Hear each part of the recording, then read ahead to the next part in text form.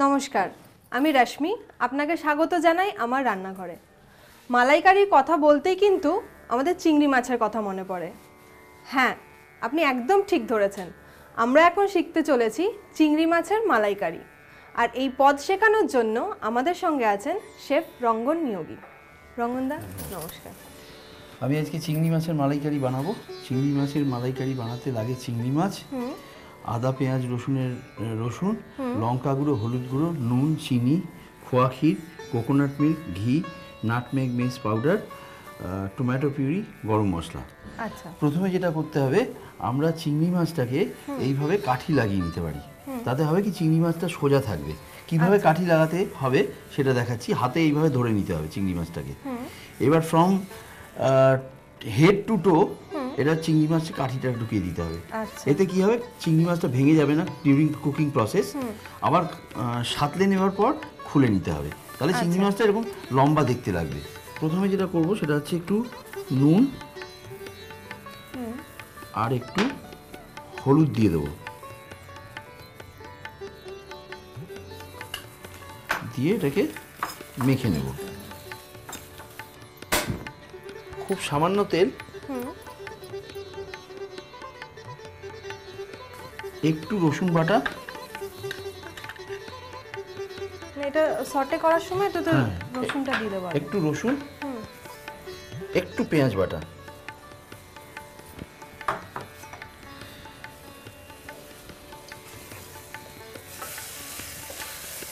চিংড়ি মাছটা দিয়ে দাও এর মধ্যে।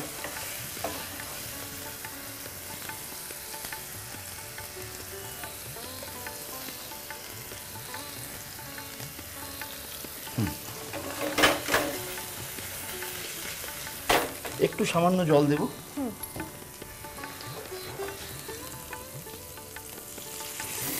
একটু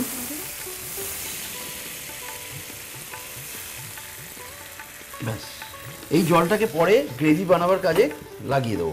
এই স্টকটাকে চিংড়ি মাছটা হতে থাক, ততক্ষণে আমরা গ্রেভি রেডি করতে থাকি। গ্রেভি বানাবার জন্যে প্রথমে আমাদের তেল দিতে হবে, সাদা তেল। তেলটা গরম হোক। তেলটা গরম হলে এখানে একটু তেজপাতা, একটু এলাচ, লবঙ্গ আর একটু দারচিনি, গোটা গরম মশলা দিয়ে দেবো। এবার রসুন বাটা,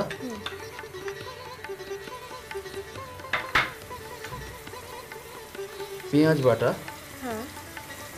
1 চামচ রসুন বাটা, 1 চামচ পেঁয়াজ বাটা। এটাকে কি উল্টাতে হবে না এরকমই থাকবে? একটু উল্টে দিলে ভালো হবে। চিংড়ি মাছটা হয়ে গেছে, নামিয়ে ফেলতে হবে। পেঁয়াজটা আমার মোটামুটি হয়ে গেছে। এবার আমি এতে আদা বাটা দিয়ে দেবো একটু,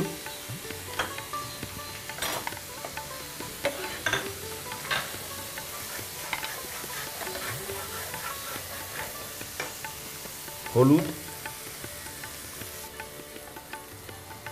লঙ্কা বাটা বা লঙ্কা গুঁড়ো,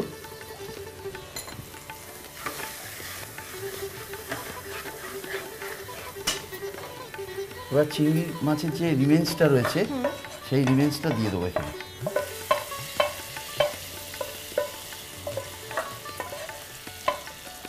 জল দিতে হবে।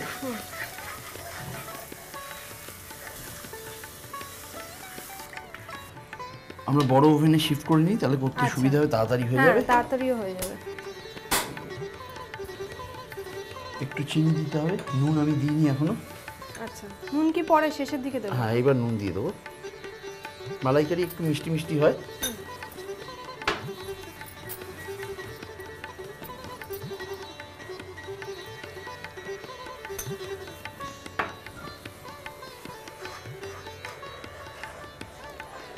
ফুটছে, এবার চিংড়ি মাছটা দেবো এর মধ্যে। 1 সেকেন্ড আগে খোয়া ক্ষীরটা দিয়ে দিই। খানিকটা খোয়া ক্ষীর, খুব অল্প, গ্রেট করা খোয়া ক্ষীর, টমেটো পিউরি,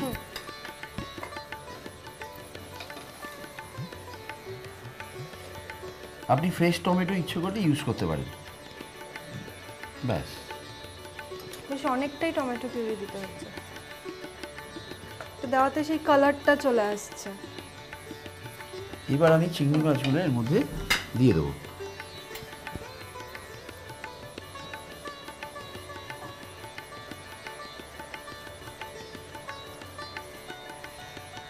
রান্নাটা মাখা মাখা হবে, একটা গ্রেভি থাকবে। না, গ্রেভি থাকবে চিংড়ি মাছের মালাইকারিতে। চিংড়ি মাছটা ফুটুক, একটু আঁচটা কমিয়ে দেবো যাতে সেদ্ধ হয়ে যায়। ঢাকা দিতে হবে না খোলা থাকবে? একটু ঢাকা দিতে হবে। ঢাকা দিয়ে কতক্ষণ রাখবো? 5-7 মিনিট রাখলেই চিংড়ি মাছ সেদ্ধ হয়ে যাবে। দেখে নিই এবার চিংড়ি মাছটা কি অবস্থা। মনে হচ্ছে হয়ে গেছে, আমি একটা ফোর্ক দিয়ে দেখে নিই। গন্ধটা খুব সুন্দর বেরোচ্ছে।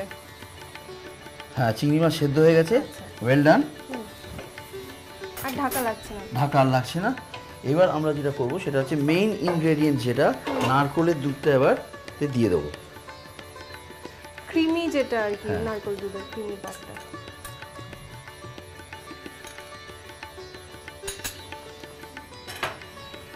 বড় চামচ থেকে 4-5 চামচ নারকেলের দুধ। নারকেলের দুধটা দিয়ে দেওয়াতে কিরকম সুন্দর কালার এসে গেল, একদম মালাইকারি অরিজিনাল কালার এসে গেল। একটু এবার ফুটতে দেবো। এবার জায়ফল, জয়িত্রী, ঘিটা আগে দিয়ে দেবো।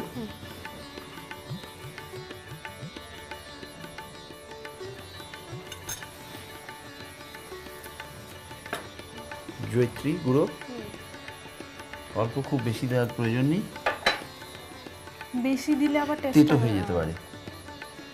জায়ফল গুঁড়ো। চিংড়ি মাছের মালাইকারি আমাদের রেডি। সার্ভিং বলে এতে চিংড়ি মাছগুলোকে আমরা সাজিয়ে দেব। আপনারা কাঠিটাও বের করে নিতে পারেন, আমি এই ক্ষেত্রে কাঠিটা বার করিনি। মনে হয় ওনারা যদি কাঠিটা বের করেন ভাজার পর, মানে সাতলে নেওয়ার পর কাঠিটা বের করে নেবে, তাহলে সুবিধা হবে। আপনারা চাইলে গ্রেভির কনসিস্টেন্সিটা একটু মোটা করতে পারেন। এটা আপনাদের উপর নির্ভর করছে, যদি আপনারা মনে করেন যে একটু গ্রেভিটা কম রাখবেন, মাখা মাখা রাখবেন, তাহলে সেরকমও করতে পারেন। আমাদের চিংড়ি মাছের মালাইকারি রেডি। আমি উপরে একটু জাস্ট খোয়া ক্ষীর দিয়ে গার্নিশ করে দেবো।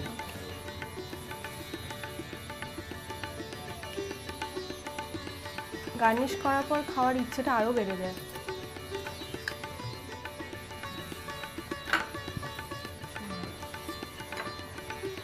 থ্যাংক ইউ রঙ্গ। আমি একটু টেস্ট করি। এটা যা দেখতে হয়েছে আর এত সুন্দর স্মেল আসছে, আমি না খেয়ে আর থাকতে পারছি না।